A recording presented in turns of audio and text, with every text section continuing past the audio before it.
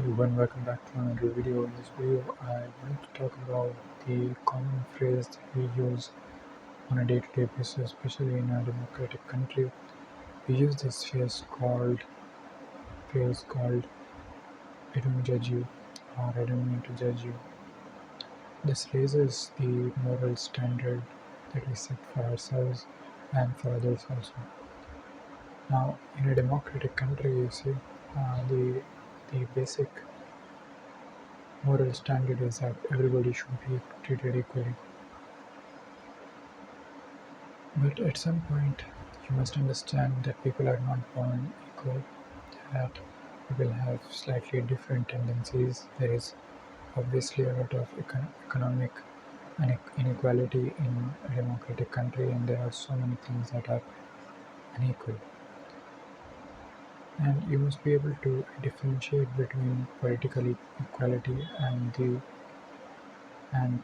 the different other domains in which man can be unequal to others. You are born with seeds. You are born with seeds of desires that will eventually grow into trees. And the more you nourish it, the more they will grow into that particular tree. And we nourish different things. We nourish different seeds. Some might have talents for creativity, and they nourish that particular talent, and some might have philosophical inclinations, and they nourish that particular seed. Now, coming back to the topic of "I don't judge you," this raises the moral standard. This raises the demand for morality. I say, in a democratic country, you are supposed to be equal, but yet you see that people are not equal. That there are different people with different talents, with different skills, and with different inclinations. People are rich, people are poor. There are all kinds of people in a democratic country.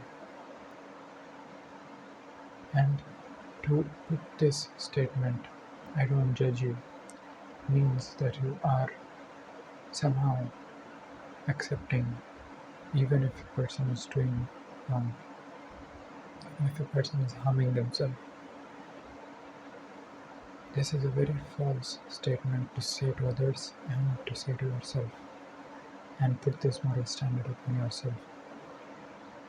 You see, because you must be actually be training yourself to become a good judge, to understand what is right and what is wrong, what is legal and what is illegal, to understand what is moral and immoral, and look at a person's act and say whether that is right or whether that is wrong. Even through experience, know that where that path leads to. If you prioritize experience over knowledge, if you prioritize your own experience over knowledge of any kind, you will see that the more you gain experience of this life, of different circumstances, of different situations, the more you will be able to understand people. If you are put into a certain situation, you will be able to instinctively understand the person who is going through a similar situation, and hence you will become a good judge. Now, being a good judge means that you understand a person's desire. This small clue can help you quickly analyze or judge a person, is by understanding what a person desires. Suppose you make a friendship with a person that you met, and this person is communicating to you, and we are wanting to become friends now. If you move closer, you will understand his desires eventually, his or her desires. You will detect his desires. And a person who desires something will move his mind towards that desire. If a person is talking about business a lot in front of you, that means that he has a desire inside him for money. If a person is talking about some psychological issue, then he has a desire to become healthy again, become mentally sane again. If a person is talking about health to you, then he has a desire to be healthy. And so on and so forth, you see. So once you judge a person, once you look at a person's desire, you can understand what they are wanting in this phase of their life. Socrates is famously known to say that a person who desires the truth was the highest kind of man. A person who searches and yearns for wisdom above everything else, above the love of gain, above the love of honor, above the love of money, or even stability. If a person desires wisdom, knowledge, truth, he is desiring something that is unseen.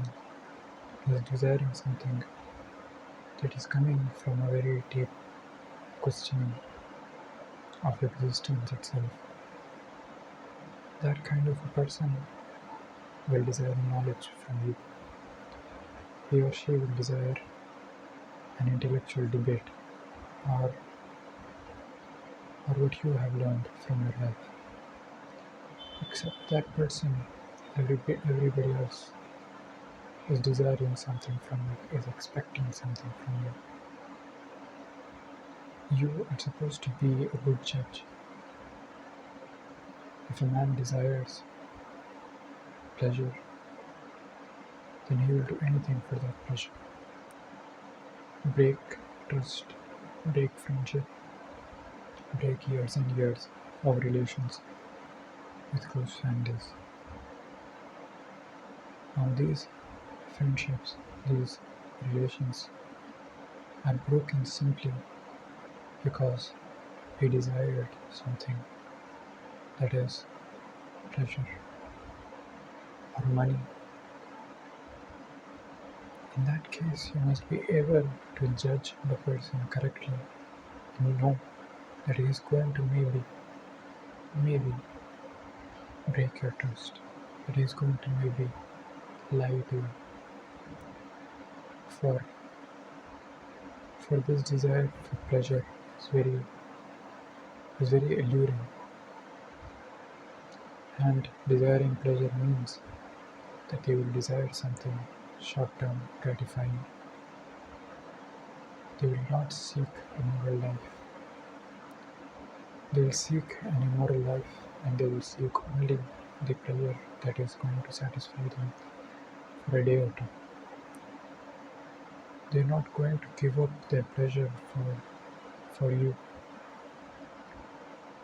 They are going to accept that pleasure. That is why it is important that you judge people correctly. Judge them appropriately. Judge even those who are religious and not talk about morality. Because you see, in the realm of religion, in the realm of the priests and the sages, you will also find con men. You will also find people who desire power, people who desire something politically, or who desire respect, who desire to sit in front of a bunch of people and speak, so that their words appeal to those, and those people in return respect this person. Nietzsche has famously said that the highest desire of man is power. And he's not really wrong in saying that. But I say that the highest desire of man is to know the truth. Yet people do not nourish this seed. They do not want curiosity. They do not want to question things. They want stability.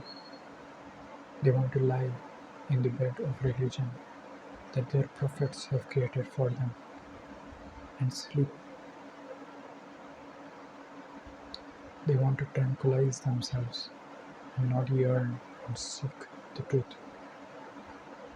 You see, because morality is going to give birth inside you when you search for the truth, when you understand the workings of this world, when you understand the laws of this world, when you understand and see the laws that govern this world, because this wisdom and this knowledge is unseen, it is hidden in plain sight, it is God-given. Yet we remain we remain in blindness.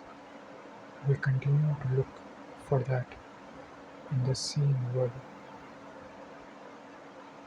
Yet knowledge and wisdom governs our whole life, our whole countries, our whole educations.